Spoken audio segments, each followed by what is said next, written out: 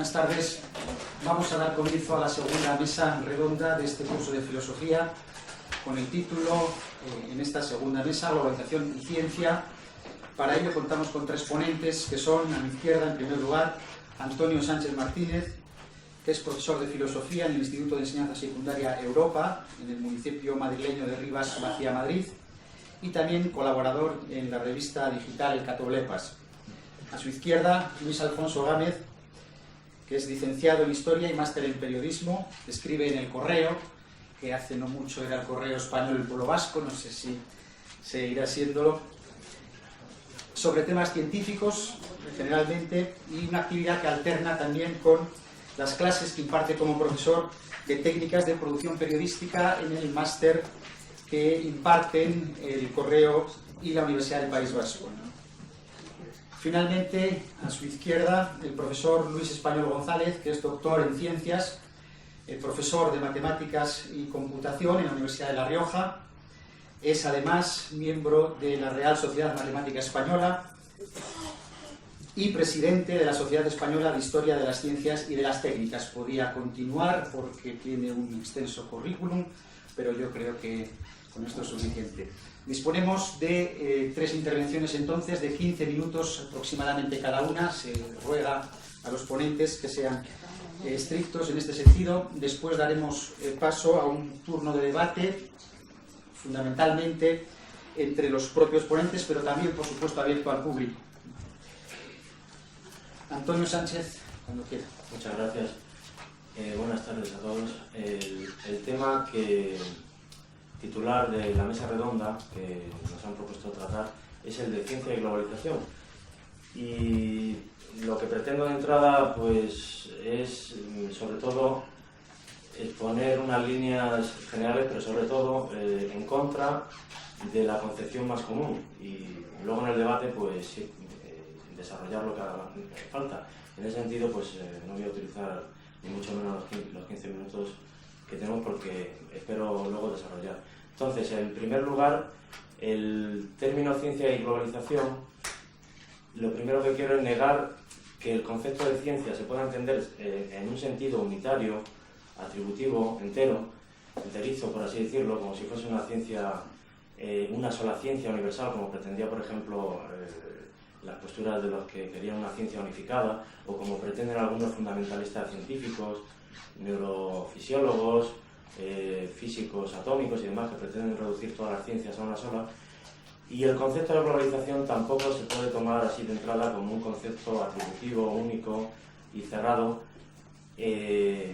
sino como múltiples globalizaciones, múltiples clases de globalizaciones, de tal manera que cuando se habla de globalización y antiglobalización, por ejemplo, globalizaciones enfrentadas, en el fondo suelen ser dos tipos de globalizaciones que parten de supuestos distintos y de plataformas distintas. Y, por ejemplo, ateniéndonos un poco al título Ciencia y Globalización, yo creo que el título, sobre todo, quiere dar a entender qué función puede tener la ciencia y qué ciencias en un determinado tipo de globalización.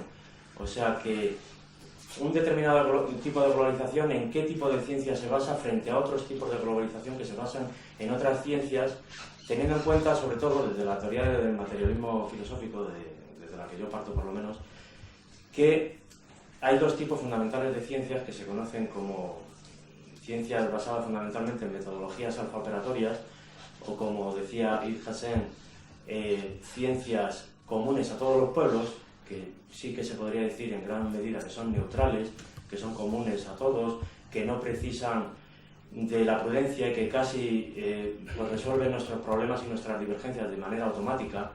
Y sin embargo hay otro tipo de ciencias que son las que en el materialismo se llaman ciencias basadas sobre todo en metodologías metaoperatorias, que Ibn Hassan decía que son las ciencias, más o menos, propias de cada pueblo, como pueda ser hoy en día pues la psicología, la antropología, la sociología, la política. ¿Y qué ocurre con estas ciencias, con las segundas?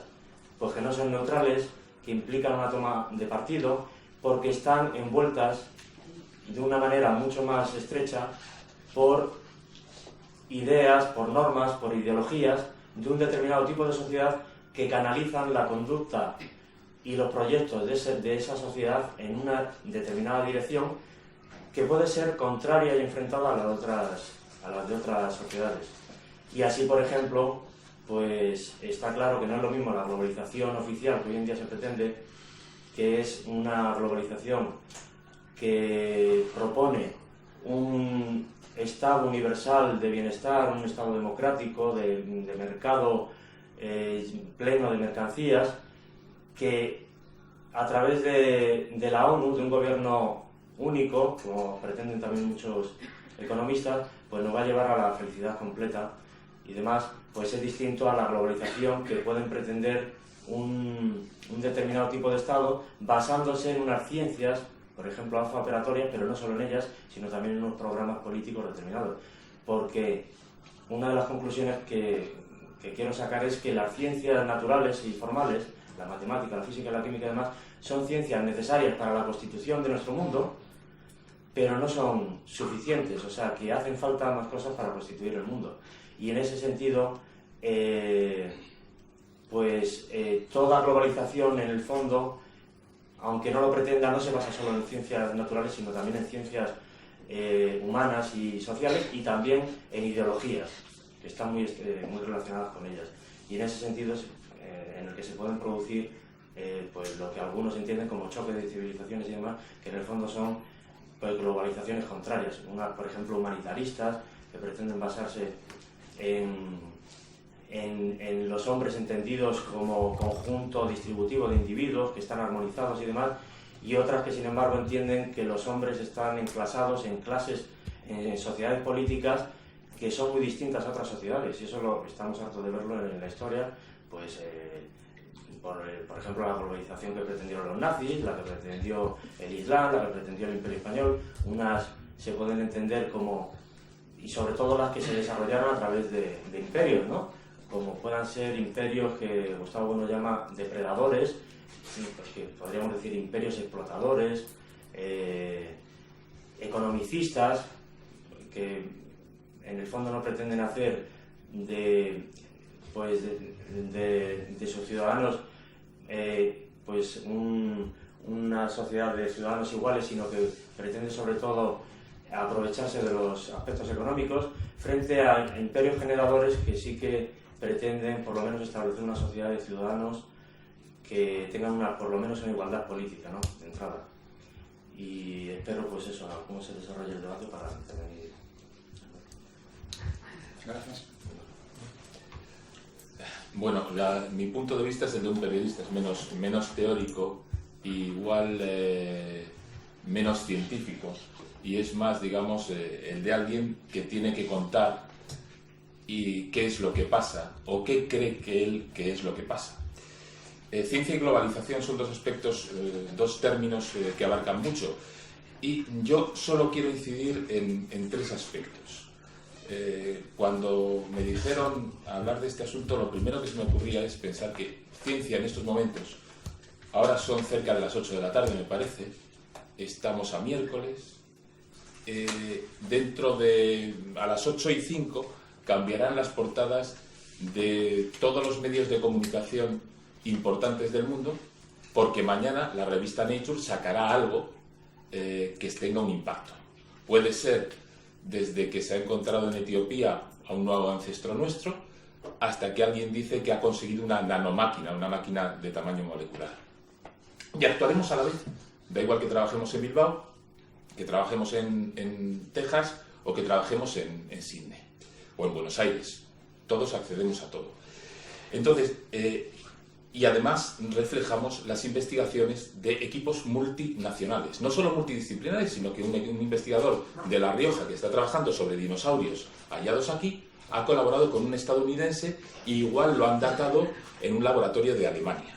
Es decir, la ciencia en estos momentos es global tanto en su generación como en su exposición. Llega a todo el mundo. Llega a todo el mundo, entendamos, hablamos del primer mundo. Por desgracia hay un tercer mundo que todavía ni se beneficia de la ciencia, ni tiene como prioridad preocuparse de si el homínido primero tiene 8 millones de años o tiene 9, tiene que comer mañana. Llega a todo el mundo y la ciencia tiene que ser global porque en esas revistas en las que se expone los científicos debaten. Y ese homínido que están exponiendo, mañana habrá otro investigador en Kenia que dirá que ese diente que él dice que tiene 8 millones de años no tiene 8 sino tiene 7, que eso no es en realidad un homínido sino que es un chimpancé y que no es ancestro nuestro. Y ese investigador puede ser un keniata, perfectamente. Es decir, en estos momentos la generación de noticias la generan equipos y la generación de trabajos la generan equipos multinacionales, en instalaciones muchas veces multinacionales, todas las grandes instalaciones telescópicas, empezando por el telescopio espacial Hubble, que está allá arriba, y del que se habla que es de la NASA, ¿no? Pero también es de cada uno de ustedes, porque es de la Agencia Espacial Europea, los aceleradores de partículas. Ustedes seguramente, por fortuna se beneficiarán, por desgracia tendrán que beneficiarse, todos los que estamos aquí, de avances de la medicina, que no se han generado en La Rioja, en Logroño, en Santo Domingo de la Calzada. No tienen por qué, igual sí, pero han sido comprobados en otro sitio y a la inversa. Es decir, nos estamos beneficiando de esa globalización de la información entre científicos que circula rapidísimamente y digamos que si antes ya circulaba, ahora la vemos el hombre de la calle porque ve Internet y vemos cómo los científicos están continuamente cambiando información, datos y conocimientos en redes internas. Eso les propicia el debate.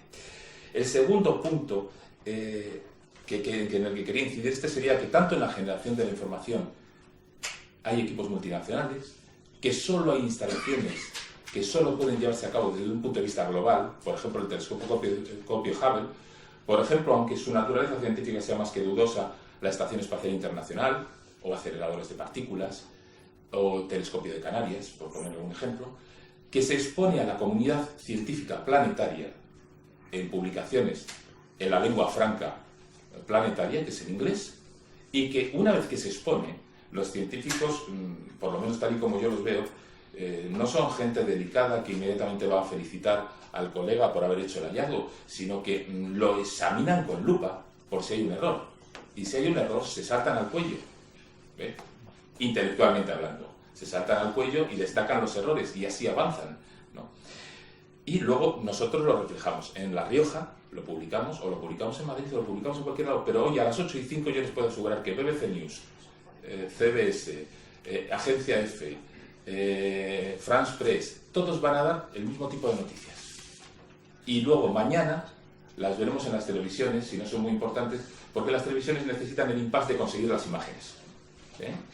A los medios, ustedes lo verán en el periódico que compren, pero lo verán mañana en la televisión porque la televisión necesita ese tiempo.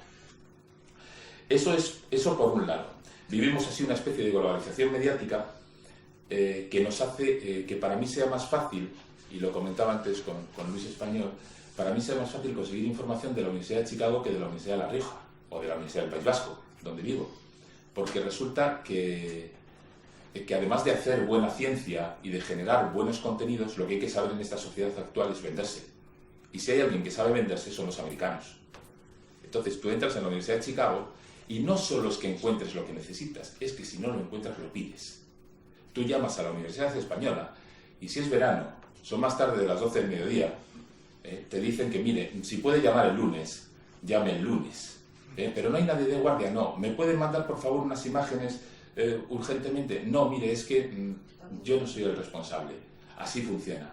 Y me da igual que sea la universidad de aquí, del País Vasco, de Madrid. Así funcionan todas las universidades. Es más fácil ir al investigador, ir al Dios, entre comillas, que toque y decirle, necesito la información, te la va a mandar él antes que el gabinete de prensa de la universidad, que no funciona.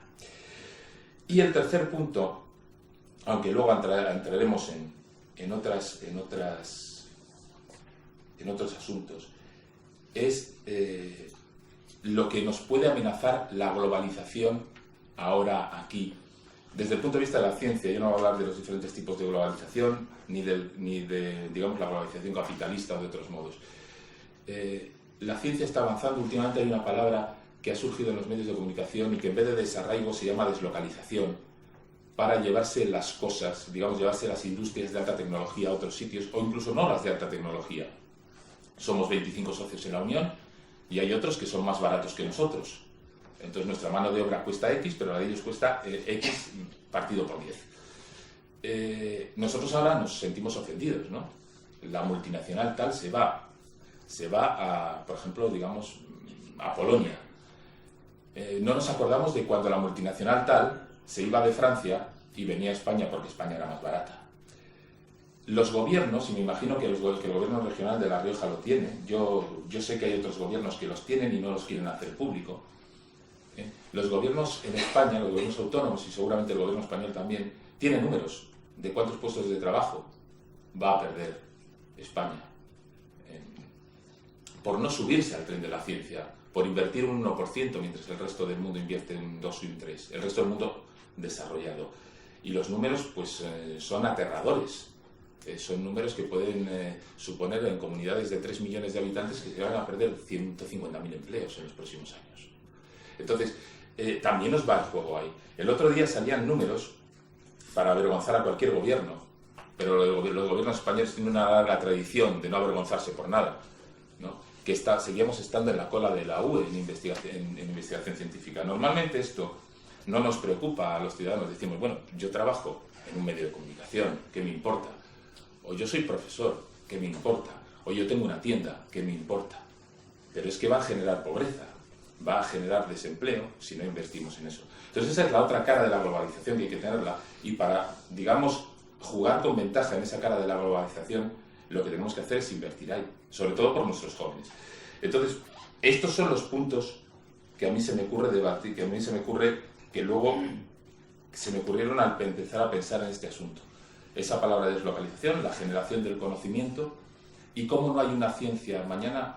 De verdad, miren los periódicos, y si no es mañana será pasado, pero jueves sale Nature, viernes sale Science, y los periodistas somos, de verdad que no nos ponemos de acuerdo, no llamamos a la competencia. Cuando ustedes ven las portadas de un periódico, la portada se elabora en una redacción en el más absoluto secretismo, pero los clichés funcionan del mismo modo. Entonces, eso es todo por mi parte. Gracias. Cuando quiera. Pues muchas gracias. Bien, yo creo que tenemos suerte porque las tres personas que nos han llamado para hablar vamos a plantear cosas sobre ciencia y globalización desde el punto de vista un poquito distinto. Eso significa que el organizador nos ha elegido bien, tiremos en distintas direcciones. Y yo creo que los tres, ¿no? Y el moderador, esperamos que al final sean ustedes. Tengo que apretar o hacer alguna cosa, ¿no? No, acercarlos. Acercarlo más. Sí. Bueno, y yo creo que al final serán ustedes los que darán el clavo cuando tiren con ballesta múltiple de sus asientos y acaben redondeando los temas, ¿verdad? A mí el tema de la ciencia y la globalización, cuando Pedro Santana me lo propuso, claro, siempre asusta un poco que a uno le saquen un poco de su pequeño mundo matemático, y como es más grande el mundo histórico al que yo un poco también me dedico, voy a escapar por allí, ¿verdad? A los matemáticos lo de la globalización nos gusta un montón porque tenemos unos conceptos de global y local muy acuñados, sobre todo geometría, ¿verdad? Donde cuando estudiamos un cuerpo en su totalidad decimos que vamos a descubrir sus propiedades globales, y cuando estudiamos un puntito y su entorno pues decimos que vamos a estudiar propiedades locales. Y la relación entre lo local y lo global siempre es una cosa muy interesante. Y un ejemplo muy sencillico para entender esto yo creo que es los mapas. Si uno pretende hacer un mapa plano del globo terrestre, pues globalmente es un desastre, no hay manera, pero a trocitos pequeñicos uno se arregla bastante bien, ¿eh? O sea, se pueden hacer buenos mapas locales, pero se pueden hacer mapas planos fatales del globo, y el globo terrestre tiene algo que ver con la globalización de la que aquí tenemos que hablar, porque hoy por hoy nos globalizamos por el globo. Quizá dentro de unos años, posiblemente décadas, posiblemente siglos, nos globalicemos por las galaxias y tengamos que buscar otras palabras que hablen de globalización, pero no empezando hablando del globo, ¿verdad?, sino empezando por unos prefijos que sean más cosmológicos. Porque en realidad la idea que yo querría transmitir aquí primera es que, claro, cada uno tiene los problemas que tiene de su tiempo, pero la humanidad ya empieza a tener historia, ya es larga su historia, y la humanidad está globalizándose continuamente. Hay periodos históricos donde ciertas condiciones se acentúan, y estos procesos que podríamos recoger ahora bajo el término de globalización han sido más notorios, o más espectaculares, o más importantes. Pero en realidad la primera gran globalización fue puramente biológica. La especie humana, que como todos los seres vivos se fundamenta en unos principios de acción-experiencia con el medio, pues como es una especie que ha triunfado en términos biológicos, pues se ha globalizado. La especie humana ocupa los rincones más inhóspitos del planeta y ha llegado hasta donde es increíble que se pueda vivir. Bueno, pues ahí hay un colega nuestro que vive como puede, pero vive, ¿no? Y en otros sitios pues ha podido vivir mejor. Entonces hay una primera globalización, que es la globalización biológica, a la que después se han sumado las globalizaciones que podríamos llamar sociales, que yo supongo que están basadas en eso que decía Aristóteles, de que el hombre es social por naturaleza, pero dándole a esa afirmación un carácter dinámico, no solo un carácter estático, ¿verdad? El hombre es social por naturaleza en el sentido de que vive en sociedad, pero la sociedad en la que el hombre vive, las sociedades en las que los hombres viven, también se mueven y ocupan espacio cada vez más amplio en la medida que su capacidad de acción-experiencia se va traduciendo en capacidad de mejor adaptación del medio y mejor extensión a lo largo del medio. Y ese es un principio que empezó siendo puramente biológico y que acaba siendo una regla histórica del comportamiento del hombre en el mundo. Y estas características que se examinan desde el punto de vista de la biología, de la acción y experiencia, claro, la experiencia en el caso del hombre es especial, es una experiencia que se traduce en pensamiento, es una experiencia mucho más profunda, mucho más intensa que la pura experiencia animal, ¿no? Y esa capacidad de acción y experiencia convertida en acción-pensamiento es la que produce la ciencia, ¿no? La ciencia que, bueno, efectivamente puede tener diversas calificaciones, pero yo en general me referiré a ella como las ciencias de la naturaleza, las que luego más adelante, digamos, de la antigua filosofía natural a las más modernas ciencias positivas. Y en ese sentido yo creo que es la ciencia, esta ciencia, la que tiene que ver con la idea de globalización, en cuanto que significa que la intervención de la ciencia y su traducción a través de la técnica en ciencia activa, no solo ciencia especulativa, ciencia de saber y además ciencia de acción y por tanto ciencia de poder. Por eso a veces yo oí una vez decir que la ciencia era el resultado de una alianza histórica entre príncipes y sabios. Bueno, eso es una manera, digamos, literaria y bonita de decir las cosas, ¿no?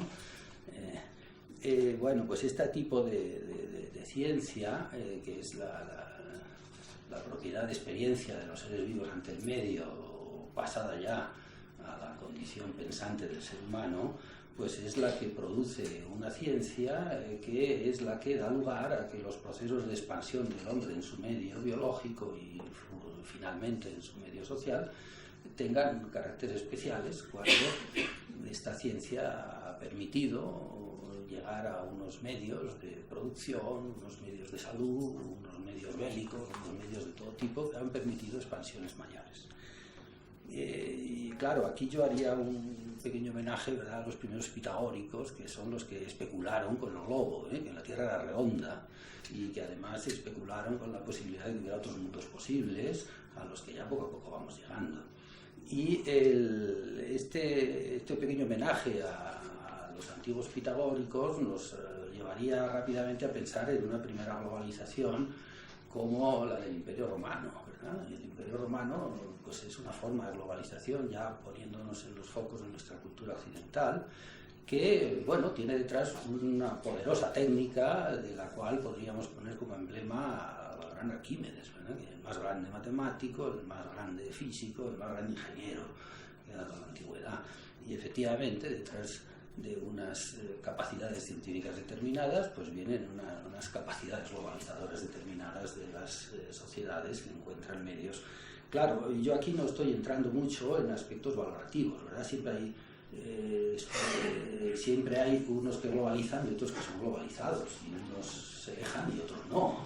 Y desde luego las globalizaciones son cruentas y dejan unos pozos positivos, ¿verdad? El derecho romano sigue siendo una asignatura en nuestras universidades, pero yo recuerdo de niño cuando leía esas lecturas escolares del nacionalcatolicismo y querían inflamar mi sangre patriótica, pues me leían la resistencia, yo tenía que leer con mis compañeros en voz alta la resistencia de Sagunto y la de Numancia y estas heroicidades que nuestros antepasados hacían, aunque yo esto nunca lo he entendido muy bien, porque como los mataban a todos, yo creo que nuestros antepasados son más bien los romanos globalizadores que los numantinos y saguntinos, que no quedó uno, ¿verdad? Pero bueno, dejando estos temas al margen, el hecho cierto es que cabe concebir desde un punto vista general esta fase histórica de nuestra cultura occidental como una fase de globalización, como luego lo fue de manera muy trascendental la que se ocasionó a partir de los grandes viajes renacentistas y los descubrimientos, ¿verdad?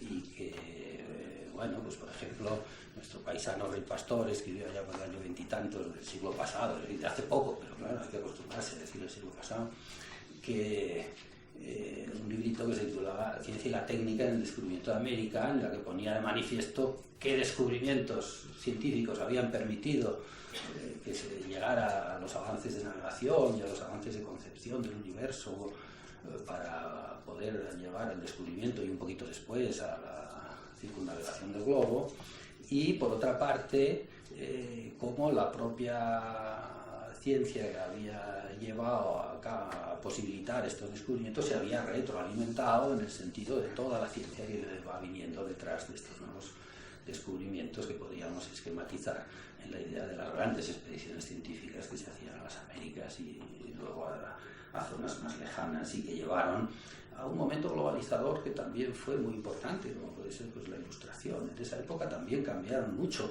Los globalizadores, digamos, éramos en general los europeos, unos más que otros, ¿verdad? España menos que otros europeos más del norte. Pero en definitiva era la globalización europea la que fue capaz de hacer Europa y cambió sus formas de vida, cambió sus alimentos, cambió el urbanismo de sus ciudades, cambió montones de cosas. Y la ciencia se convirtió un poco en un paradigma de progreso, ¿verdad? En un paradigma de explicación del universo, una ciencia que era capaz de transformar ya definitivamente la artesanía en técnica y lo que los romanos habían anunciado, Cicerón, que fue uno de los que lo dijo, que la universidad, la universidad, no, estoy yo aquí ya cayendo en vicios profesionales, ¿verdad? La naturaleza nos pone límites, no los pongamos nosotros. Bueno, la naturaleza quizás sí tiene sus límites, pero esta capacidad de modificar, usar y modificar las leyes y usar las leyes de la naturaleza para transformar el trabajo hasta entonces artesano en trabajo técnico, esa es la que empezó a no tener límites. Y la técnica que surge del estudio científico de la naturaleza es la que empezó ya entonces a no tener límites. Y produjo pues esa gran primera globalización que yo creo que detrás de todo el movimiento ilustrado pues hay eso, un enorme progreso científico, el nacimiento de la ciencia moderna un siglo antes, el 17, y una enorme capacidad de globalización en el sentido también de aprovechar recursos lejanos que se van a buscar y claro, pues efectivamente unos pueblos a los que se les explotan materias primas, se les explotan otro tipo de bienes, se les transfiere un cierto porcentaje más bien pequeño de beneficios, etc. Y bueno, citemos esto como antecedentes de la globalización actual, que de nuevo podría ser, digamos, la consecuencia de otro impresionante cúmulo de conocimientos científicos positivos que podrían ser los de los primeros años del siglo XX, cuando la ciencia abarca los ámbitos de dimensión no humana, entendiendo por no humana lo que ya no está al alcance estricto de nuestros sentidos, sino lo muy grande y lo muy pequeño. Primero la relatividad, la física cuántica.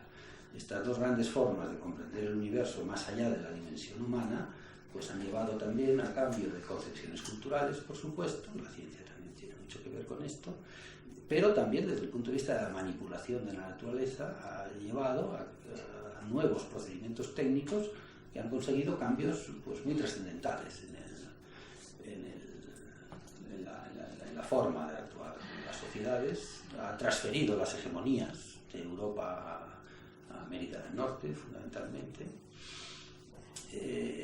y ha conseguido un tipo de globalización que es más completa en el sentido de la universalidad del globo, y ahora sí que no hay rincón del globo que se escape, y digamos que tiene características pues, distintas y especiales, aunque haya un cierto eco general de globalización común a estos antecedentes históricos que he querido presentar, pero quizá las razones, las características fundamentales de este tipo de globalización quizá es el que se ha producido una red de conocimiento y una red de información que comunica el mundo, la famosa Internet y otras redes de ese tipo, Y desde el punto de vista de, ya que hablamos de redes, de que la propia ciencia ha caído en sus propias redes. Digamos que la ciencia ilustrada estaba en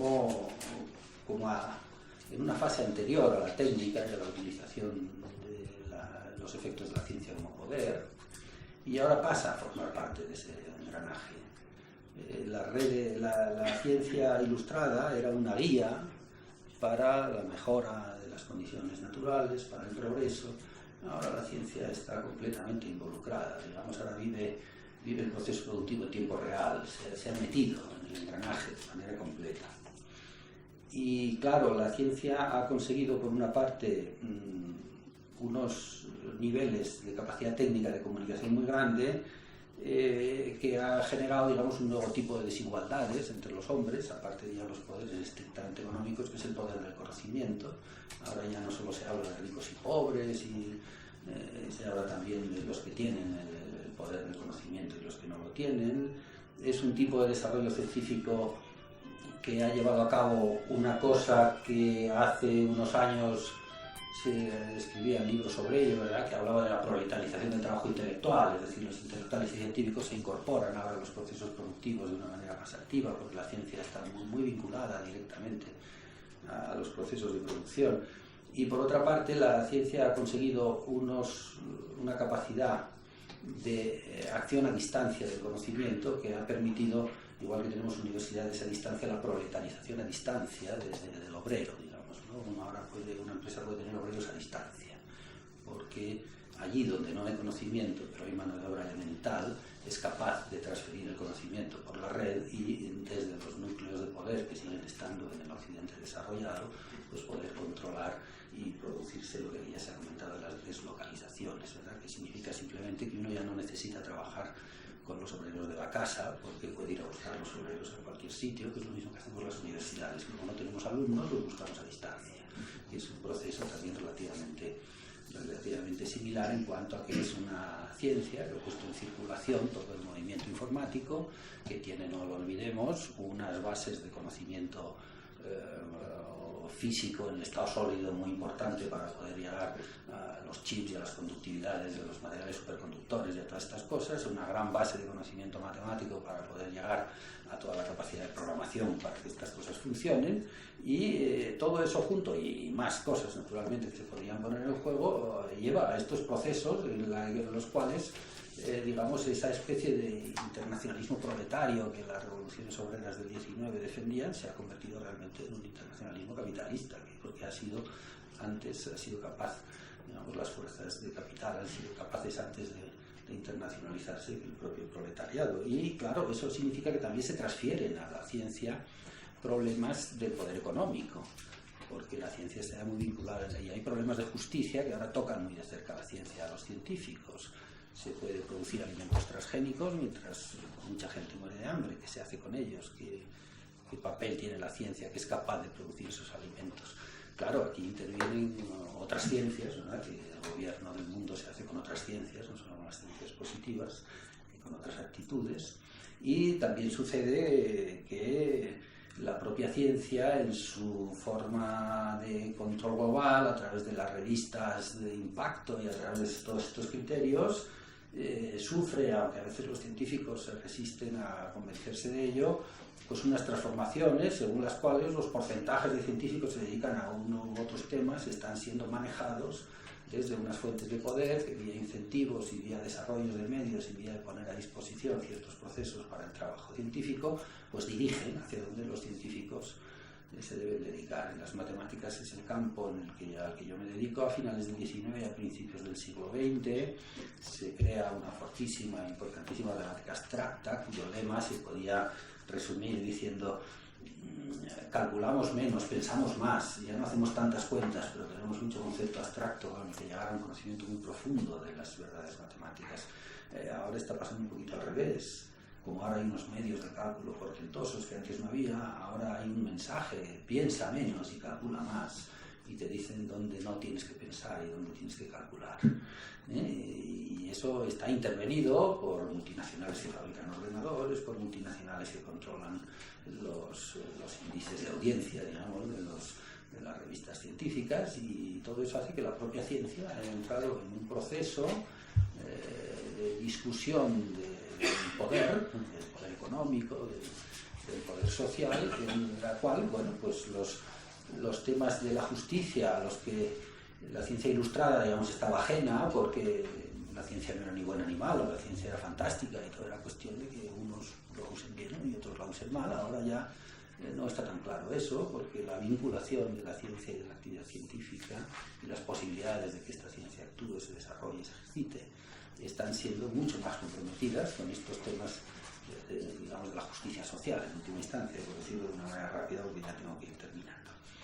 De manera que, bueno, pues yo quisiera, para terminar, dejar como resumen la idea de que tenemos unos problemas de globalización y ciencia que son distintos de los históricos que he citado, pero al mismo tiempo es una tendencia histórica de nuestra especie y de nuestra sociedad que supongo que nos llevará a resolver mejor o peor la globalización que ahora tenemos, y dentro de un tiempo a afrontar una nueva globalización que será pues la siguiente, porque yo sí que creo que habrá una siguiente. No espero que seamos tan tontos como para aniquilarlos, ¿verdad? Yo creo que no, aunque hay riesgos y aunque hay efectivamente peligros de que la especie humana haya llegado a esa capacidad autótrofa última de ser capaz de aniquilarse, pues bueno, pero quiero, al menos ahora en verano y aquí en miércoles a las 8:00 de la tarde, ser optimista.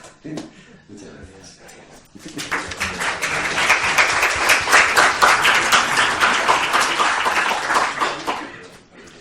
Muchas gracias. Bien, a pesar de que los puntos de vista han sido distintos, yo creo que el problema que se ha destacado, el problema central, ha sido claramente, además parece como que hubiese sido previamente acordado, el problema de la igualdad. Los tres ponentes han referido a ello. Brevemente recalco algunas de las conclusiones o preguntas que han planteado los ponentes. Antonio Sánchez se ha referido al problema de la igualdad, consecuencia de la globalización, directamente. ¿Trae más igualdad política, ha dicho, o menos la globalización? Luis Alfonso Gámez habla otra vez de la deslocalización en relación con la generación de pobreza y el conocimiento que de esta posible generación de pobreza y pérdida de puestos de trabajo tienen ya los gobiernos autónomos, ha dicho, y también el gobierno central, ¿no? Este problema. Y el profesor Luis Español, que ha hecho también un breve repaso de desarrollo de la ciencia, de la técnica, también ha hablado de la primera globalización, se ha referido él, el Imperio Romano, etc. También se ha referido a la pérdida de los límites, si no he entendido mal, en la época de la Ilustración, de la Revolución Industrial, ¿no? Y cómo a partir de ahí pues ya nos encontramos con un problema nuevo, que es unas nuevas desigualdades, ha dicho él, derivadas del poder económico, del poder técnico. Por tanto, ha acabado lo mismo que los otros dos ponentes, planteando el problema de la igualdad o la desigualdad o la justicia. Entonces, quizá podríamos empezar por ahí. Yo les pregunto a los ponentes más directamente, que se mojen, ¿va a traer la globalización más igualdad o menos igualdad? ¿Es política, económica, es la misma, etcétera? Bueno, pues empiezo contestando yo, si os parece bien. Como me temía, pues en el fondo la exposición que había hecho en contra de ciertas conceptualizaciones de la ciencia y de la globalización, pues al final se han manifestado, y porque es lo más común hoy en día, y en ambos ponentes he visto pues, que tienden a ver la ciencia como un proceso en el fondo uniforme, que supuestamente está canalizado por un sujeto que también se supone que es la humanidad, y que esperemos optimistamente, como ha concluido Luis España, que nos conduzca a la igualdad y a la justicia. Y eso es algo, pues claro, que los hombres que no tenemos ni ciencia de visión ni ciencia media, pues no podemos saber. Lo único que podemos saber es cuáles son las opciones globalizadoras que hay, tratar de saber los objetos que hay detrás y cuáles son los proyectos que en principio se proponen, aunque muchas veces los resultados de los proyectos que uno tiene pues no salen como uno se espera. Y por eso, como decía yo, como decía en la previa exposición, no puede uno solamente fundamentarse en las ciencias naturales y formales, sino en otros saberes prudenciales, fundamentalmente, que no nos dan garantías de los resultados de nuestra acción. Entonces, pues si nos van a traer más justicia o no, pues no lo sé, sinceramente. O sea, no creo que lo sepa nadie. Lo que sí me gustaría comentar, si es posible, pues algunos de los aspectos que han mencionado. Y, por ejemplo, pues para ver las desigualdades entre un tipo de globalización y otra, pues por ejemplo, Luis Alfonso Gámez nos ha hablado sobre todo, yo creo, de un aspecto de la globalización industrial, tecnológica, que es la velocidad en las comunicaciones. Pues nos habla de los descubrimientos que se tienen en un lugar del mundo y enseguida llegan a otro, pero claro, ¿desde qué ciencias hacen esos descubrimientos? Nos ha hablado, por ejemplo, de un homínido que se pueda descubrir pues, en África, pero imaginemos que esa noticia llega volando pues, a Arabia Saudí o a un país integrista o a un estado de Estados Unidos gobernado por los testigos de Jehová, que no creen en la evolución. Pues ahí nos encontramos con el problema de que por muy rápido que llegue esa noticia, pues es incompatible con un proyecto determinado que no solamente que muchas veces ni siquiera asume unas determinadas ciencias, las ciencias naturales y formales, y en este caso pues aspectos de la biología. Y imaginemos que llega pues de como también se ha hablado, pues la noticia de una nueva estrella que se ha encontrado, pero a quien le llega pues resulta que no cree en la cosmología moderna, pues que no, y que cree, por ejemplo, pues que el mundo es estacionario, creado por Dios desde siempre y demás. Pues está claro que ese descubrimiento, el contenido de ese descubrimiento, que es lo que importa, no la velocidad a la que se transmite, pues tampoco lo va a asumir, porque sus proyectos no van encaminados en la misma dirección de las que van pues las de otros estados, por ejemplo, ¿no? Que yo creo que es la unidad más importante para entender el proceso de globalización. Los estados realmente constituidos en la actualidad, no una supuesta humanidad y tampoco grupos menores, aunque también tiene su importancia, ¿no? Grupos morales, iglesias, y de hecho, pues bueno, hay estados que al final se han sometido pues, a algún determinado tipo de confesión que va en contra de una determinada ciencia, sobre todo de ciencias que hemos llamado humanas, pero incluso a veces de ciencias también naturales, ¿no? Porque, como decía, las ciencias propias de cada pueblo pues determinan una determinada concepción de la realidad, de la historia, que muchas veces es incompatible, ¿no?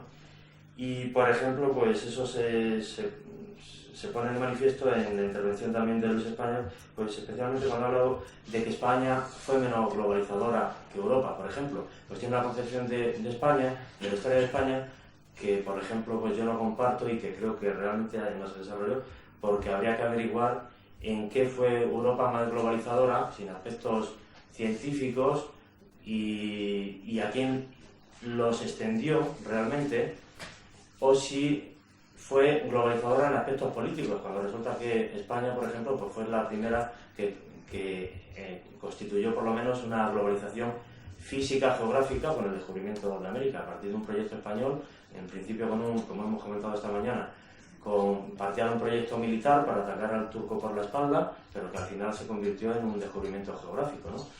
Pero claro, ese descubrimiento, esa globalización geográfica, por así decirlo, pues es del globo terráqueo como todo, pero no en su integridad y sobre todo respecto a los hombres que viven en él, lo cual implica una globalización política pues que, como decía al principio, pues es contrapuesta y incompatible muchas veces con las de otros grupos, con los otros estados fundamentalmente. Gracias. Bueno, la pregunta es si seremos más iguales o no. Pues no lo puedo saber, evidentemente. No soy economista ni adivino. Los economistas se caracterizan por no adivinar nada, ¿no? Y luego a posteriori nos dicen que ellos ya lo dijeron y si A sirve para explicar B, también sirve para explicar C y para explicar A. No soy ninguna de esas cosas. Pero bueno, podríamos mirar un poco hacia el pasado. ¿Éramos menos desiguales o más desiguales entre nosotros hace, por ejemplo, 100 años? ¿Vivíamos mejor o peor hace 100 años? Hace 100 años, a principios del siglo XX, la esperanza de vida en Europa me parece que se situaba a la edad en los 35 años. Ahora nos parecería una barbaridad decir que la esperanza media de vida al nacer es de 35 años. Estamos, me parece que el dato salió el otro día, 79 años, ¿no? Y como siempre los hombres, porque ellas juegan con ventaja, pues algún añito menos que ellas, ¿no? Entonces yo creo que, bueno, está al otro lado, siempre hablando del mundo desarrollado. Yo creo que iremos hacia un mundo más igual con el tiempo, espero que sí, eso es lo que deseo, no sé si será ni cuándo será. Hacia un mundo en el que haya menos desigualdades entre continentes, bueno, pues porque nos quejamos nosotros mucho ahora que somos, entre comillas, los ricos, de que vienen inmigrantes. Decimos que la solución está en que se desarrollen los países que no están desarrollados, pero claro, eso exige cambiar muchas maneras de pensar. Jim Lovelock me parece que escribía el otro día un artículo que luego tradujo El País diciendo que habrá que ir hacia la energía nuclear, por ejemplo, porque si no, si el efecto invernadero se debe a los gases de efecto invernadero y queremos que se desarrollen los países del tercer mundo, pues les vamos a decirles que no pueden usar el carbón, ni ninguno de los derivados, ni el petróleo, ni nada. ¿Con qué derecho nosotros que hemos tirado todo tipo de monóxidos y de gases contaminantes a la atmósfera? Tendremos que darles el derecho a desarrollarse. La ciencia nos ha dicho que somos muy iguales. Hace 2 años salieron ahí los señores del genoma con Bill Clinton y dijeron, bueno, mire, ustedes son todos iguales.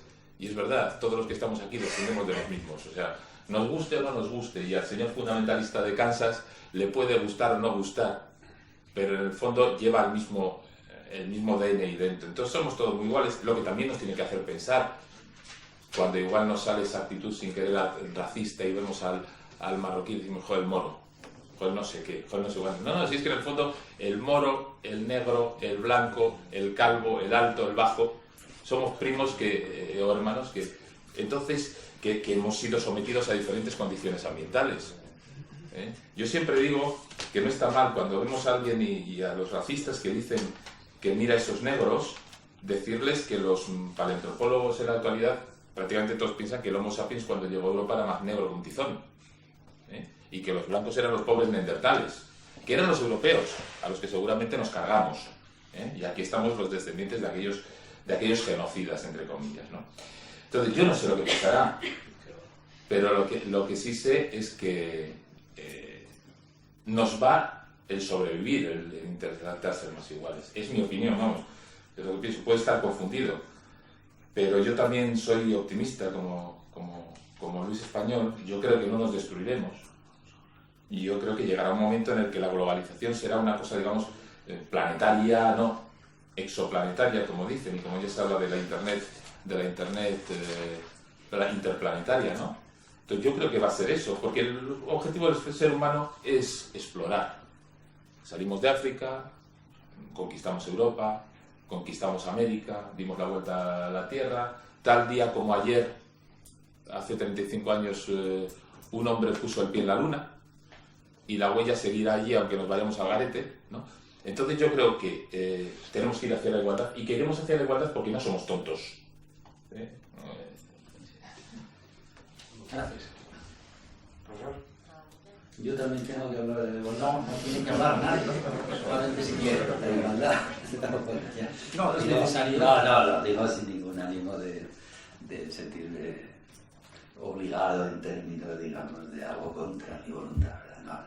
No, para hacer un poquito de broma introductoria. Bien, la globalización, me parece que por definición, en fin, estamos hablando de un concepto que no hemos definido demasiado, yo creo que de manera intuitiva se entiende, y por definición iguala. Claro, iguala en una dirección que los dominantes marcan y que puede no gustar a otros que son igualados a la fuerza.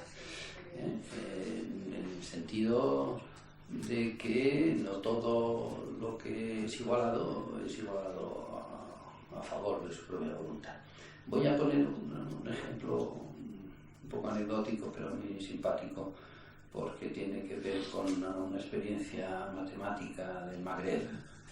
Últimamente algunos estamos teniendo relaciones con matemáticos del norte de África mediterránea, en relación con cuestiones educativas y con cuestiones de historia de la ciencia y en concreto con la matemática se plantean unos debates interesantes con el idioma. Claro, los árabes escriben una lengua distinta, con una grafía distinta, con un orden de escritura inverso al nuestro. ¿Y qué pasa cuando llega uno a las fórmulas matemáticas? Y ahí hay un conflicto que ellos viven de una manera, claro, muy intensa, que los demás nos sorprendemos un poco cuando nos lo cuentan, pero que efectivamente a los niños en las escuelas pues les enseñan la ciencia. Claro, hay estudios de etnociencia que hablan de aplicar la ciencia a los intereses de cada pueblo, de cada territorio, de cada sociedad, de la ciencia dominante. Esa ciencia occidental dominante no se la tiene por qué tragar todo el mundo tal cual, que tendría derecho a elegir la ración, elegir qué trozo coge y qué trozo deja, y en cambio hay otras fuerzas dominantes que te obligan a tragar la enterita y en las píldoras que te adjudica el doctor en este caso. Y en el tema este hay debates profundos entre ellos, entre los que unos llamarían integristas o fundamentalistas, otros que llaman modernos, sobre si se deben adaptar a la escritura de las fórmulas normales o se deben inventar un formalismo científico árabe para escribir la ley de la gravedad de Newton o para escribir una integral definida. Y bueno, eso efectivamente levanta sonrisas, pero levanta pasiones también en los lugares donde estas cosas están pasando. Y bueno, pues esto es uno de los efectos de cosas que están pasando en el mundo de hoy, ¿no? Y los estudios de etnociencia en los países de América Latina pues tienen mucha vigencia porque se resisten a tragarse la ciencia actual tal cual, que creen que tienen algún derecho a elegir qué trozo de esa ciencia les conviene y cómo pueden participar en esa ciencia, y se quejan de la propiedad intelectual y que si el que descubrió algo tiene derecho a vendernos ese producto eternamente y nosotros nunca seremos capaces de, etcétera. O sea que efectivamente vamos hacia una igualdad, pero vamos hacia una igualdad de alguna manera impuesta por lo que es socialmente dominante, que en la medida que se imponga probablemente la entenderemos como una igualdad superior, en la medida que podamos en tiempo histórico suponer que los procesos los aceptamos como buenos, o los que vengan después los acepten como buenos y los asuman como tales. Pero en el momento en que estos procesos se están produciendo, pues hay quien los está sufriendo, y los está sufriendo dolorosamente y no los acepta porque rompen con desigualdades. Claro, la gente quiere mantener igualdades distintas, querría llegar a igualdades diferentes. Está muy bien que todos somos iguales, pero más parecidos a lo que a mí me gusta que no a lo que le gusta al otro, y digamos esa tensión hacia la igualdad pues se acabará resolviendo en favor más de unos que de otros, en una cierta proporción quizá, y sí, acabaremos siendo más iguales. En la medida que esa nueva igualdad se acepte como justa, pues diremos que hemos progresado, o dirán los que vengan después que han progresado, y en el momento histórico cada uno plantea su alternativa y cada uno lucha y presiona por la alternativa que le parece más válida, ¿eh?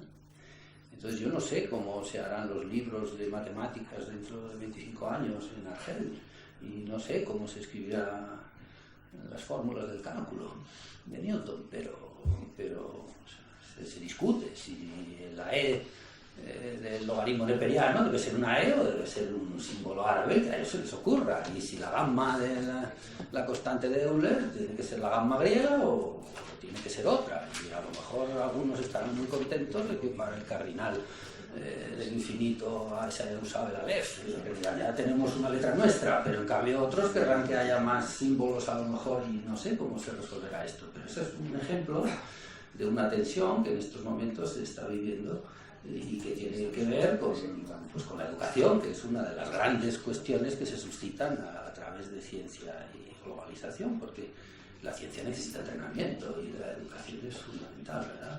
No en vano, en el momento ilustrado, que es el momento en el que yo he querido situar un antecedente de esta globalización que ahora vivimos, pues se fundaron los dos grandes focos educativos que vinieron a ser alternativos a la universidad tradicional, que luego se fundieron con ella, que fueron las escuelas politécnicas y las escuelas normales, ¿no?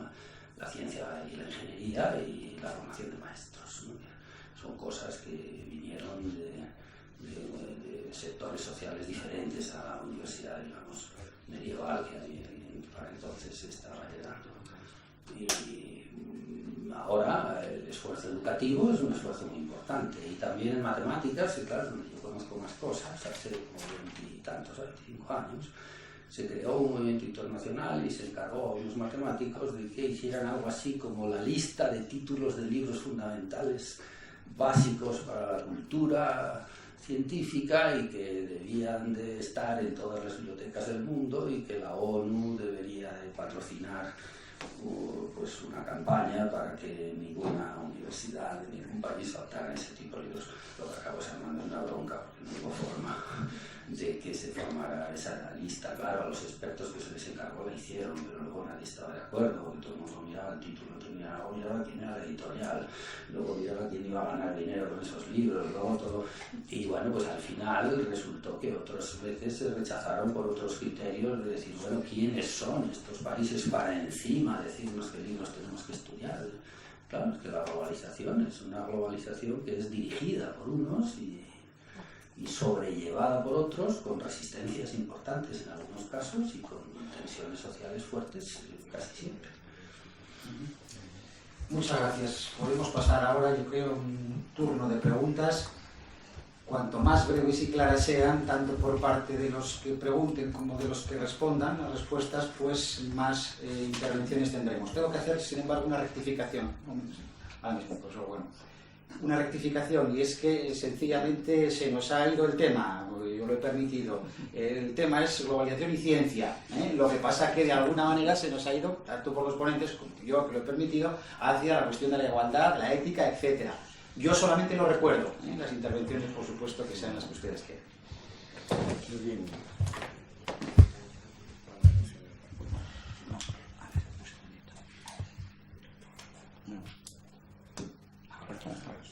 Bueno, yo ante todo, muy brevemente, como nos dice el moderador, mi intención era precisamente tratar de reconducir el tema. Bueno, felicito a los ponentes, por supuesto, vamos, sinceramente, porque a pesar de que se haya derivado hacia la igualdad, han planteado problemas muy importantes. Y de todas formas, yo estaba sorprendido por esta deriva, ¿verdad?, hacia la igualdad.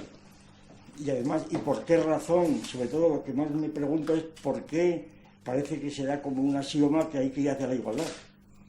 ¿Qué ventajas tiene para la ciencia y para la política? Cuando sabemos, por otra parte, que según dicen los sociólogos, que la igualdad es precisamente el principio del conflicto. Es decir, los verdaderos conflictos están entre los iguales, no entre los desiguales, eso en general, ¿no? Y sobre todo porque la igualdad desune y no une. Eso lo sabemos muy bien, pues por ejemplo, los matemáticos, ¿verdad? Cuando se hace el cociente de una clase por una relación de equivalencia, salen conjuntos disyuntos, ¿no? Entonces la igualdad desune completamente. Y esto pasa exactamente igual. Ay, perdón. ¿No se oye entonces? Bien. Digo que bueno, repito por si no habían oído, para plantear el tema siguiente, que parecía que un presupuesto de los ponentes, pues, será como axiomático, es que se va a la igualdad porque se desea y se supone que es evidente que tiene que ser así. Es más, parece que todo el mundo lamentaba que la ciencia pudiera conducir a otro lado. Se supone que la globalización implica la igualdad. Yo lo que suscitaba es el problema que muchos sociólogos han planteado, según el cual la igualdad es principio de conflicto y no de lucha, porque la igualdad es un concepto formal puramente, lo sabemos. La igualdad es una relación que supone otras propiedades de las relaciones, simetría, transitividad, etc. Y que una relación de equivalencia en un conjunto determinado, haciendo el cociente del conjunto por esa relación, salen conjuntos disyuntos que precisamente es lo contrario de la unión, que son totalmente imposibles. Entonces, por eso yo decía que tendrá que ver, es decir, ¿por qué se ha producido esta conexión? Yo no lo llego a entender, ahora nos explicarán ellos.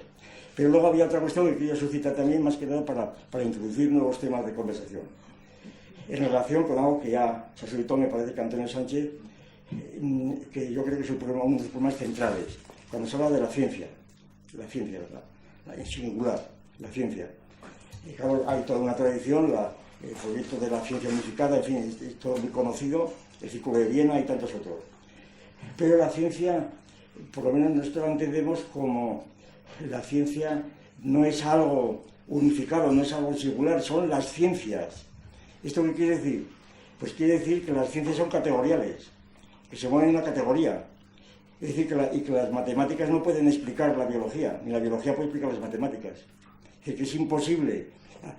Si uno tiene una tiza en la mano, ¿verdad?, y está demostrando un teorema, por mucha química que sepa, no puede demostrar el teorema, que no viene de la química, que viene de otra parte completa. Y entonces resulta que si las ciencias son categoriales, aunque luego estén involucradas, por supuesto, pero ahí están los problemas. De aquí se da lo siguiente: ¿qué sentido tiene decir, como se ha dicho, yo creo que por muchos, que la ciencia nos da o nos abre la concepción del universo? Yo me parece que es completamente gratuito decir eso.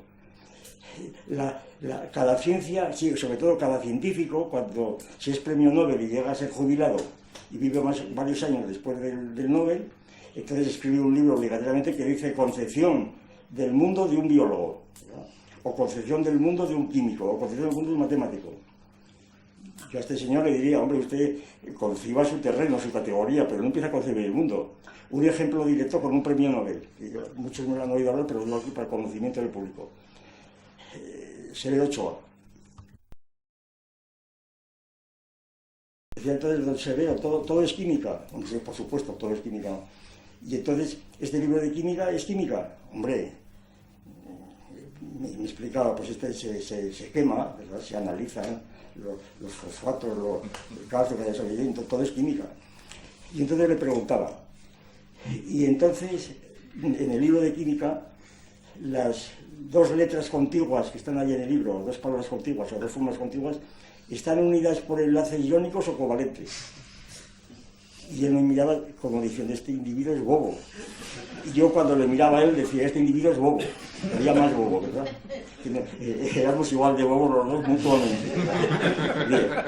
Pero boberías distintas. Boberías distintas. Es más, a mí esto me ha servido de test, ya lo utilizo muchas veces, por eso lo digo. Cuando me encuentro un químico le pregunto esto. Y según lo que me pregunto y la reacción de esto, ya digo: ya estás clasificado, ¿verdad? No tengo más que hablar. Quiero decir que hay y además yo sugiero que hagan este test porque la gente no lo entiende. Dice: ¿pero cómo están unidos por el enlace? Yo no, hombre, si es química tiene que explicarse así, si no, no me cuente usted historia, ¿no?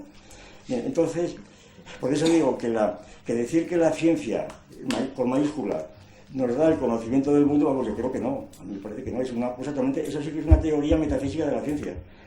Las ciencias dan ni siquiera conocimiento, diría yo. El conocimiento es otro concepto, también hay mi juicio ahí, eso de la sociedad de conocimiento, es un camelo de los que trafican con internet, ¿verdad? Conocimiento, sociedad de conocimiento, pero toda sociedad ha sido de conocimiento, de los chimpancés, ¿qué remedio queda? Diga de tal conocimiento, que es muy distinto, pero yo no diga del conocimiento, ¿no? Y entonces lo que quiero decir es que si la ciencia no es el conocimiento del universo, porque, claro, es algo que te digan: hombre, es que el conocimiento del universo es la física, por ejemplo.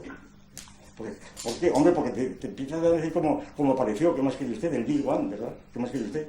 Bueno, pero el Big Bang ni es un fenómeno, ni es un hecho, es una teoría, una hipótesis que además está muy discutida, como ya sabemos, y que apareció hace muy pocos años, porque durante toda mi época de estudiante y después ya de profesor, pues la teoría reinante es la teoría de la creación continua de la materia, de Hoyle, etcétera. Luego apareció aquella teoría, naturalmente, y todo aquello ha seguido adelante, ha sido muy discutido. Basta recordar el libro de Art, famoso, ¿verdad? Las controversias. Art es uno de los pioneros del Big Bang, que tiene un libro, Controversias Cosmológicas, donde cuenta su historia. Este empezó a poner objeciones internas de las estrellas enanas rojas y demás. Cuando fue a Londres a una conferencia, un colega le dijo: mira, te aconsejo que no hables de esto porque te vas a jugar el prestigio. Él siguió adelante, se lo jugó, que le prohibieron la observación en el observatorio de Estados Unidos y tuvo que marcharse a Alemania. Y entonces él lo dice con todas las palabras, y siendo uno de los pioneros de la teoría del Big Bang, dice que el estado de la Inquisición científica, de los colegios científicos actualmente en Estados Unidos, es comparable a la Inquisición, a la famosa Inquisición, ¿verdad? Es decir, porque claro, hay disciplinas que no, donde esto no ocurre. En las matemáticas seguramente ocurre esto, o mucho menos, pero en la física y la biología sí. Y entonces, De aquí, hay un manifiesto del Escorial, voy a terminar ya, porque esto es infinito, pero voy a terminar. El famoso manifiesto del Escorial. Es un manifiesto que se firmó, pues no sé, hace 4 o 5 años. Lo firmó pues todo una cofradía de gente notabilísima, y muchos de ellos son amigos míos, que me hacen esto, ¿no? Que vienen a ser los discípulos de Ochoa, pues, o parecidos, o la mafia asturiana, como también se dice muchas veces, ¿verdad? Ahí está Rañada, ahí está, pues que eso ya está, está Barran de Corián, está Villanueva, está Grisolía, en fin. Pues todos estos señores redactaron un manifiesto del Escorial, solemnísimo, pues más o menos era la teoría de la ciencia unificada y la ciencia era la salvación de la humanidad, pidiendo más dinero a los gobiernos y la salvación de la humanidad. Claro, esto es, en este espíritu el otro día oí al doctor Soria, famoso, el de las células madres, que hacía una entrevista en televisión hace 3 o 4 días, donde decía, claro, es que la ciencia no tiene límites. Se me han puesto límites, la ciencia no tiene límites, porque la ciencia es la que controla el mundo. Lo decía en función de las células madres. Claro, que uno se le ocurre inmediatamente, entonces si no tiene límites, ¿por qué se limita la vivisecación? ¿Verdad? ¿Y por qué razón no cogemos a un individuo, lo abrimos en canal, como hacían los nazis y como hacían ya los religiosos, ¿verdad? Y ponemos al servicio de la ciencia esto? La ciencia tiene unos límites, ¿por qué? Porque no es conocimiento. Porque es otra cosa, es sobre todo construcción, que no es conocimiento, tecnológica. La ciencia es una tecnología que además, incluso las matemáticas. ¿Qué es lo que conocen las matemáticas? Lo que ya porque ha construido. Es decir, ¿qué parte de la realidad conocen las matemáticas? ¿Dónde están los hipercubos, por ejemplo, ¿verdad? ¿Dónde se encuentran? Claro. Yo no digo que se encuentren en la cabeza de los matemáticos, pero de luego tampoco están en la realidad. Dicho de otra manera, las matemáticas no son ciencias culturales, pero tampoco son naturales. ¿Por qué? Porque la naturaleza es un mito. La naturaleza con mayúscula es un mito, el mito de la madre naturaleza, un mito con el cual vivimos. Y la cultura es cosa decir. Eso ya es el supermito. Entonces resulta que si decimos hay ciencias naturales y ciencias culturales, bueno, ¿dónde ponemos a las matemáticas? ¿Dónde? Y no digamos a las demás cosas. Entonces resulta que, y se dice, no, pues es que la ciencia es la concepción del mundo. Claro, eso es un modo facilísimo de hablar de todo eso. Yo creo que las consecuencias que se siguen de esta idea de la ciencia son tan serias y desorientan, y son propagandistas, sobre todo propagandísticas para los científicos. Sencillamente, una comunidad científica, que la cosa también tiene bemoles, la comunidad científica, las cosas de Kuhn, la comunidad científica como si fuese una especie de cofradía universal, un colegio sacerdotal, que posee el monopolio de un saber del conocimiento que está iluminando al resto. Claro, menos mal que la Luis Española ha puesto límites realmente a esto al exponer muy claramente que la ciencia en el estado de Big Science, bueno, de gran ciencia de ahora, pues que está también en sus propias redes y que por consiguiente está sometida en cambio me parece muy bien, y con esto termino. Lo que más me ha gustado de la intervención de Española ha sido esto, el recordar que el concepto de globalización es un concepto científico, porque fueron los griegos los que lo inventaron. Es decir, que la idea del globo terráqueo, o globo, como hemos dicho estos días, el globo es esfera, dice Cicerón, ¿verdad? Dice, el globo, dice Cicerón, es el nombre que los latinos damos al griego esfairos, es esfera. Y claro, la esfera la introdujeron, pues, el círculo Anaximandro, y los pitagóricos, y Eudosio y Platón, es decir, el globo, y gracias al globo pues se pudo hacer la globalización.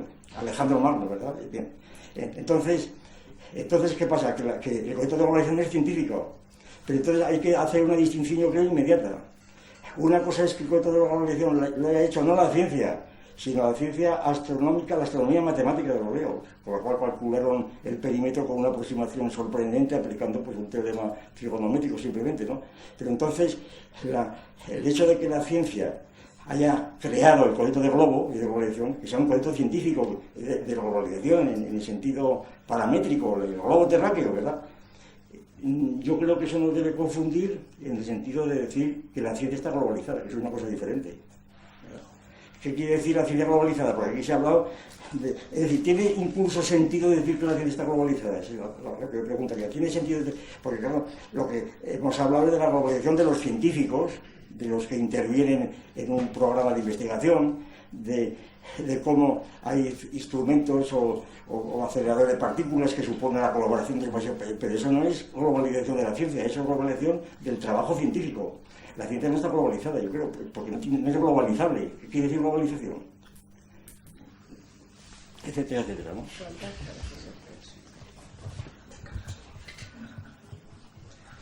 profesor. Bueno, ¿algún ponente quiere responder? Yo solo apuntar a que, por lo menos yo, y no sé si mis compañeros, yo cuando hablo de igualdad, creo que hablamos todos de igualdad por arriba, evidentemente, no de que todos nos convirtamos en pobres que no tengan que comer de solemnidad. Entonces, quizás hubiera sido más correcto, es decir, va a llevarnos la globalización hacia un bienestar más generalizado de la humanidad, es decir, hacia que no haya grandes masas de depauperados sin agua siquiera. Perdón, podría ser. Pregunta. Podría ser. ¿Y qué le importa a la ciencia eso? Es la pregunta fundamental. ¿Qué le importa a la ciencia, si estamos hablando de la ciencia, que sean iguales más o menos por arriba o por abajo? Eso es irrelevante. Esa es la cuestión. Que es esta cuestión. ¿Qué le importa a la ciencia que seamos todos iguales? Porque estamos desviándonos enteramente de la ciencia. Esa es la cuestión. La pregunta del profesor Bueno es una pregunta claramente científica. Está por la ciencia, no por la ética. Pero, No, bueno, respecto a lo de las ciencias, solo voy cuando ha dicho usted lo de la ciencia única. Yo cuando hablo de la ciencia, hablo de las ciencias en general. O sea, yo pienso, he hablado de hominización, me da igual hablar de estrellas, me da igual hablar de medicina, que es más un arte que una ciencia. Es decir, yo no creo que nadie, cuando en la mesa hablamos de la ciencia, del avance de la ciencia, o de lo que va a proporcionar la ciencia, esté pensando en que la biología va a ser capaz de explicar, yo qué sé, una cosa que no venga a cuento, o que la física sea capaz de explicar el por qué en un momento determinado surge el ser humano, ¿no?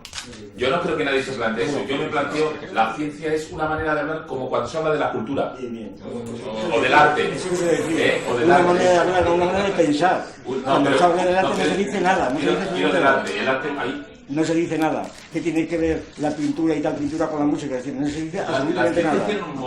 No se dice nada. Bueno, una cosa, la igualdad en relación con la ciencia, ya no quiero hablar más, no quiero decir esto.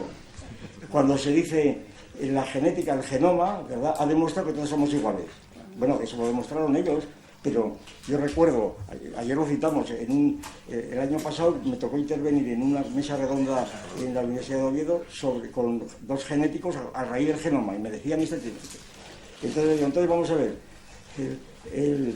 naturalmente, según esta tesis, tal como la interpretáis, y conste que no haya leído todos los informes del genoma enteramente, como natural, para ir a la ponencia aquella, según lo que, de donde no se deducía nada de esto, era una interpretación que hacían ellos.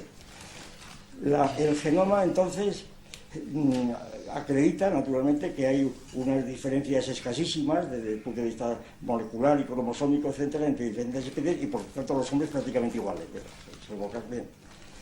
Pero esto significa la igualdad desde el punto de vista del fenotipo, porque el fenotipo no nos movemos. Es decir, yo realmente, el genoma empieza a funcionar ahora cuando empieza la medicina a aplicarlo, el genoma, pero socialmente y operatoriamente donde nos movemos es en el fenotipo, es decir, es en los fenómenos, ¿verdad? Es más, todavía digo más, cuando cualquier tipo de relación, no ya social, sino etológica, tiene lugar a través del fenotipo. Es decir, cuando Romeo se enamora de Julieta, para decirlo rápidamente, no se nos ocurre pensar en los ovarios de Julieta o los espermatocitos de Romeo. Creo que está funcionando ahí, ¿verdad? Creo que era... y si nos sería lo científico. ¿Por qué? Pues porque, entre otras cosas, los propios biólogos dicen, hay unos programas ontogenéticos que no están determinados por el genoma. Y por consiguiente que los patrones moleculares de cada individuo son diferentes. Y que las razas, me negaban, no es que no hay razas, es que el concepto de razas se ha eliminado del vocabulario científico. Claro, lo eliminaron una comisión de antropólogos y biólogos después de la Guerra Mundial, con los nazis eliminaron el problema de raza porque les sonaba mal, les rozaba el complejo más o menos, a los alemanes que habían estado en el campo de concentración.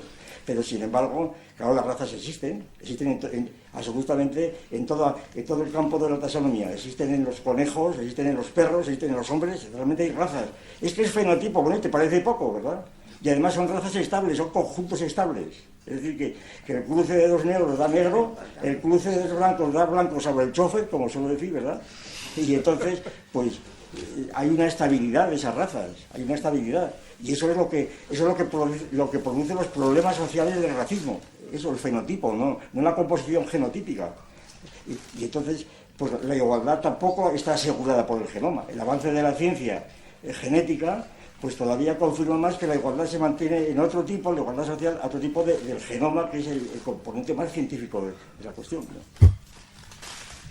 Gracias. ¿Quiere algún ponente responder? Pasamos a otras preguntas. Responder es muy difícil. Responder es muy difícil. Aparte que, bueno, yo voy a decir algo, no voy a responder, porque sería demasiado pretender responder, porque entonces significaría haber captado la pregunta, y entonces yo más que responder voy a conversar. ¿Por qué nos hemos desviado hacia la igualdad? Hombre, al principio yo le echaría la culpa al moderador, ¿por qué no lo ha querido?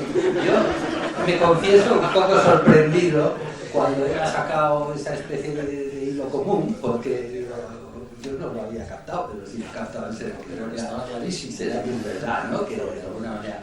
Bueno, claro, la igualdad es que es una cosa muy complicada, la igualdad.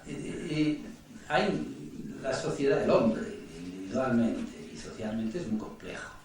Y normalmente casi nunca hablamos más que refiriéndonos a aspectos concretos y específicos de los numerosos puntos de vista que se pueden desarrollar cuando se aborda un problema del hombre. Siempre el problema del hombre, ¿no? Siempre se aborda algún problema del hombre sobre el que se tiene algún conocimiento y alguna posibilidad de decir algo, y según el problema unos saben más que otros, y si cambia uno el problema, pues la hemos fastidiado. Normalmente para los que tienen que hablar, incluso desde un punto de vista de reduccionismo de Severo Ochoa, yo muchas veces he sostenido, y además he querido, y eso hubiera sido un perfecto argumento para no venir a esta mesa redonda, decir, ¿por qué tengo que ir a hablar de doble evidencia si me dedico a otra cosa? Si algún currículum, digamos, puedo tener, es de otros temas. Yo tendría que hablar, pues a lo mejor solo de aquello sobre lo que yo he trabajado con una cierta profundidad, y que un auditorio un poco benévolo y sobre todo a lo mejor no muy experto en esas cosas, pues podría asombrarse de mis conocimientos. Pero claro, uno que ha podido ganarse quizá una cierta capacidad de distinción, una cierta distinción por su conocimiento en un campo, le sacan de ese campo y es capaz de decir las mayores tonterías. Y la ciencia, científicos patinando en temas que se desvían un grado, longitud, nada más, pues son patinazos notables los que se ejercen. Y yo creo que, bueno, todo el mundo es consciente de eso, aunque a algunos no les importe aprovecharse de ello para hablar mucho, a los que les gusta hablar mucho, ¿no? Pero efectivamente cuando se habla de igualdad, se habla en algún cierto sentido de igualdad. A lo mejor en vez de igualdad hay que decir se homogeneizan comportamientos, se homogeneizan hábitos, se homogeneizan modos de pensar, y evidentemente yo creo que la globalización entendida como parece ser, que yo supongo que genéricamente la estamos entendiendo en el sentido de un predominio de unas formas de vida, de unas formas de producción, de unos modos de hacer social del hombre, pues tiende a homogeneizar cosas, y en ese sentido iguala, en otras cosas no iguala, y en otras cosas nadie quiere ser igualado. El igualitario mundo de Huxley, pues terrible, ¿no? Y no sé qué es peor, si que los alfas sean iguales a los alfas o que los alfas sean distintos de los betas. Ese tipo de relaciones de aquí. Son dos, porque los economistas suelen decir, como sabéis perfectamente, que la globalización produce unas curvas bimodales en donde hay igualaciones pero en cúspides diferentes. Sí, sí, y entonces la diferencia es total. Es decir, que hay bueno, ya lo he dicho. Entonces, desde ese punto de vista, hombre, yo creo que, claro, cuando se quiere precisar, efectivamente hay que localizar las ciencias, no hay que globalizar la ciencia, hay que localizarla, de qué ciencia estamos hablando, de qué aspecto del conocimiento estamos hablando, y ahí a lo mejor se pueden concretar más cosas. Lo que pasa que también para acudir, digamos, a medios de comunicación, como pueden ser la prensa, o para acudir a cursos de verano y a ruedas de prensa, pues tienen que cometer necesariamente globalizaciones del lenguaje, ¿no? Donde las palabras puedan transmitir más conocimiento del que realmente están autorizados. Lo que quiere decir que tenemos que mentir. Pues un poquito sí, pero el conocimiento se basa fundamentalmente en dos cosas que tienen un mal aspecto y una mala propaganda, que es la mentira y la copia, ¿no? Si nos quitan del conocimiento, lo mentimos y lo copiamos, y no tenemos nada. Gracias. ¿Alguna intervención, alguna pregunta? Miguel Ángel.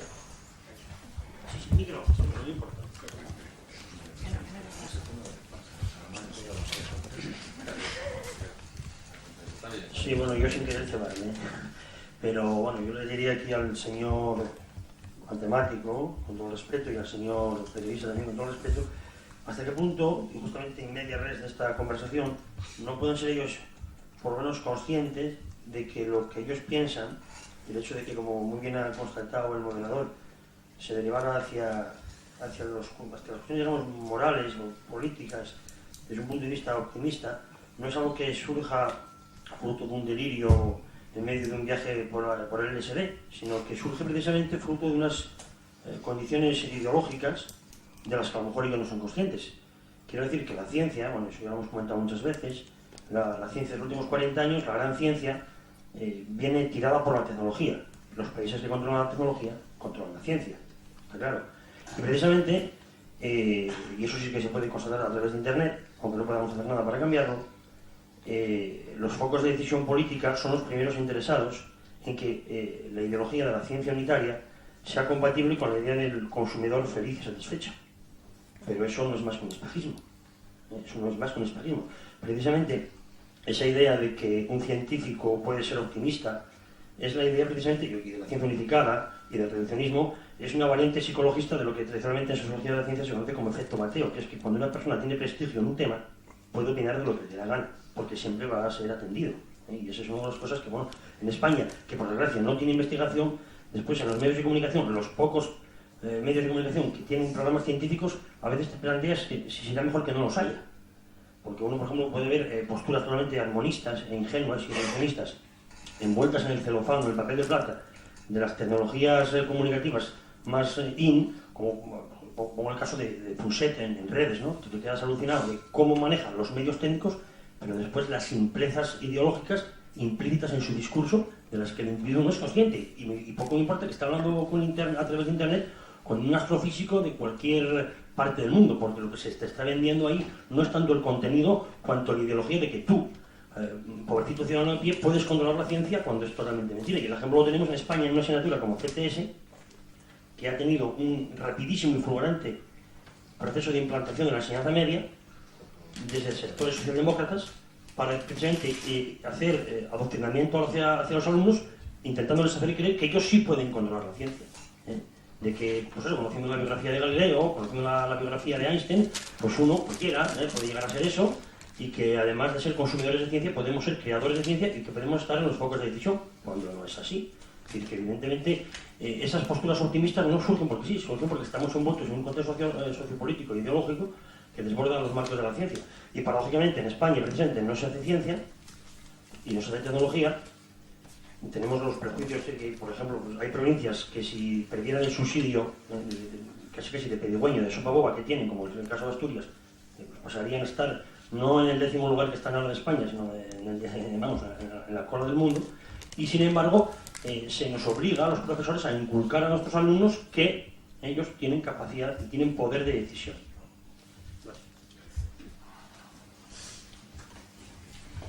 ¿Alguno de los aludidos quiere responder? ¿Hay alguna pregunta concreta? Es que ha dicho tantas cosas. Y sobre todo hay una cosa que sí me ha gustado, y es lo de lo que ha venido a decir de los opinadores profesionales, por decirlo de alguna manera, que es lo que ha venido a decir con lo de redes y Pulser, me parece, ¿no? Yo no sé de casi nada. Yo soy un periodista que intento traducir cosas, ¿no? Lo que ocurre muchas veces, y por eso quizás salen siempre los mismos hablando de casi todo en los medios, es que los medios buscamos a gente que se explique claramente, que se explique en poco tiempo si es medio audiovisual, porque si es medio escrito yo puedo estar escuchándola a cualquiera una hora, aunque luego le vaya a dar 40 líneas, y que diga cosas espectaculares. Hay gente profesional de decir grandes cosas en poco tiempo y de una manera llamativa. Y esa gente la veremos en todos los sitios. Y será, como apuntaba Luis Español, apuntaba el profesor Bueno, pues son de estos que son astrofísicos y se ponen a hablar de arqueología, por ejemplo, que ya sé que hay gente que considera que la arqueología o la historia no es una ciencia, yo sí la considero diferente, pero es una de las ciencias, con total impunidad y con total tranquilidad, y a pontificar. Está el mundo lleno de disparates, ¿no? De gente que dice, no, mire, es que lo ha dicho un premio Nobel, sí, pero ¿de qué era premio Nobel? De química. ¿Y de qué estaba hablando? De literatura. Pues mira, o sea, perdón, salimos del campo de las ciencias, y eso yo creo que es, eso me llama la atención, ¿no? Que lo digáis y que lo diga alguien, y yo creo que es lo que tenemos que pedir, por ejemplo, los periodistas, ¿no? Que es que haya cada vez más gente desde los sitios donde se sabe, que son las universidades en España, que quiera hablar con los periodistas y que hable con los periodistas y que aprenda a lo que yo decía antes, a venderse como los americanos. Los americanos no se venden porque pongan más cosas en Internet, solo. Se venden porque las ponen mejor, porque las ponen para tontos, porque las ponen para que el periodista lo entienda desde el primer momento. Porque la NASA es capaz de explicar la cosa más complicada de tal manera que yo, periodista, diga, ¡jo, qué listo soy! ¿No? Y parece que soy listo, pero es mentira. Me lo han explicado, y así necesitamos explicarlo a la gente. El globalizar la ciencia o el globalizar el conocimiento solo puede llegar explicando las cosas muy claramente, porque en este mundo en el que todo está tan hiperespecializado, en el que yo sé encender mi ordenador, pero si se avería tengo que llevarlo. Llevo una cantidad de cachivaches y de gadgets en los bolsillos, todos llevamos el teléfono móvil, la máquina de fotos digital, a ver quién es capaz de abrir una cosa de esas y arreglarla.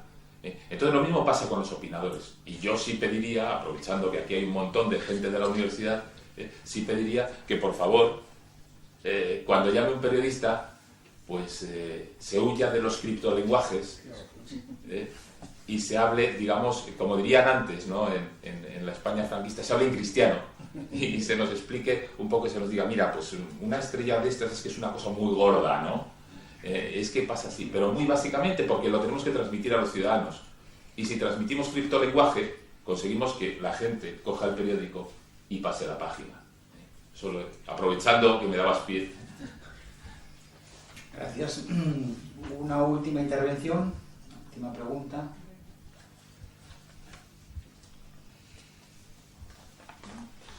Nada más. Bueno, pues muchas gracias y mañana reanudamos.